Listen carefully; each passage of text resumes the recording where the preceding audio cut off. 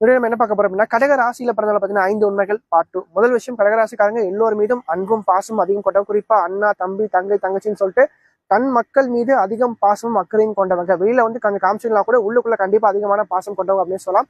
அது மட்டும் இல்லாம தாய் பாசம் இவங்களுக்கு கொஞ்சம் அதிகம் அப்படின்னு சொல்லலாம். ரெண்டாவது விஷயம் வரும்போது, இவங்க வந்து எவ்வளவு பெரிய துரோகம் இவங்களுக்கு நீங்க பண்ணாலும் சரிங்க, ஈஸியா வந்து மன்னிச்சிருவாங்க. அதாவது எல்லாரையும் மன்னிக்கின்ற ஒரு சுபாவம் இவங்க அதிகம்.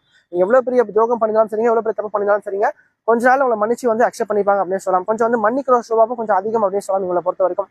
மூணாவது விஷயம் எப்படி இருக்கும்போது, நிறைய நண்பர்கள் இருந்தாலும் க்ளோஸ் டு த ஹார்ட்னு சொல்லிட்டு சில பேரை மட்டும் தான் இவங்க வந்து வச்சுப்பாங்க அப்படின்னு சொல்லலாம். அதே மாதிரி இவங்க வந்து பாத்தீங்கன்னா வாழ்க்கையில தயக்க சுபாவம் அதிகம் கொண்டவங்க. குறிப்பா வந்து பாத்தீங்கன்னா ஒரு கடன் கேட்கறதுலயும் சரிங்க, கொடுத்த கடனை திரும்ப வாங்குறதுலயும் சரிங்க, கொஞ்சம் தயக்கம் அப்படின்ற விஷயத்தாலையும் வந்து பாத்தீங்கன்னா கொஞ்சம் யோசிப்பாங்க. ஐயோ கேட்டா என்ன நினைச்சுப்பாங்கன்னு சொல்லிட்டு ஒரு யோசிக்கின்ற ஒரு தயங்கின்ற குணம் இவங்க கொஞ்சம் அதிகம் அப்படின்னு சொல்லலாம். நாலாவது விஷயம் என்ன இருக்கும்போது, எவ்வளவு கஷ்டங்கள் வந்தாலும் சரிங்க, வெளியில சொல்ல மாட்டாங்க. தனக்குள்ளேயே வச்சு அந்த பிரச்சனையை வந்து சமாளிக்கணும்னு சொல்லிட்டு தான் முயற்சி பண்ணுவாங்க. அஞ்சாவது விஷயம் என்ன இருக்கும்போது, ரொம்ப எமோஷனல் டைப் அப்படின்னு சொல்லலாங்க. ஒரு ஃபார் எக்ஸாம்பிள் சொல்றேங்க, ஒரு சினிமா ஓடிட்டு இருக்கேன், ரொம்ப எமோஷனல் ஒரு சீன் போயிட்டுன்னு வச்சுக்கோங்களேன். அதை பார்த்த உடனே கண்களக்கூடியவங்க இந்த கடகராசிக்காரங்க அப்படின்னு சொல்லலாம். ஸோ அந்த அளவுக்கு ஒரு எமோஷனல் ரொம்ப வந்து பார்த்தீங்கன்னா சென்டிமெண்டல் டைப் அப்படின்னு சொல்லலாம். கடைசியா ஒரு போனஸ் பாயிண்ட் சொல்றேங்க, இந்த மூட் ஸ்விங் அப்படின்ற விஷயம் கொஞ்சம் அதிகம் அப்படின்னு சொல்லலாம் இவங்களை பொறுத்த வரைக்கும். அதே மாதிரி இவங்களுக்கு வந்து பாத்தீங்கன்னா வாழ்க்கையில ஒரு நாள் மாதிரி இன்னொரு நாள் இருக்காதுங்க. இன்னைக்கு நல்லா சந்தோஷமா இருப்பாங்க, இன்னொரு நாள் பார்த்தீங்கன்னா வருத்தமா இருப்பாங்க. அதே மாதிரி வேலை சைட்லயும் பார்த்தீங்கன்னா ஒரு நாள் நல்லா சந்தோஷமா போகும், இன்னொரு நாள் ஒரு பிரச்சனையோடயே போகும். ஏன்னா சந்திரன் அப்படின்னாவே வளர்ந்து தேய்கின்ற ஒரு கிரகம் தான் இந்த சந்திரன், சரிங்களா? அதே மாதிரி அவரோட வாழ்க்கை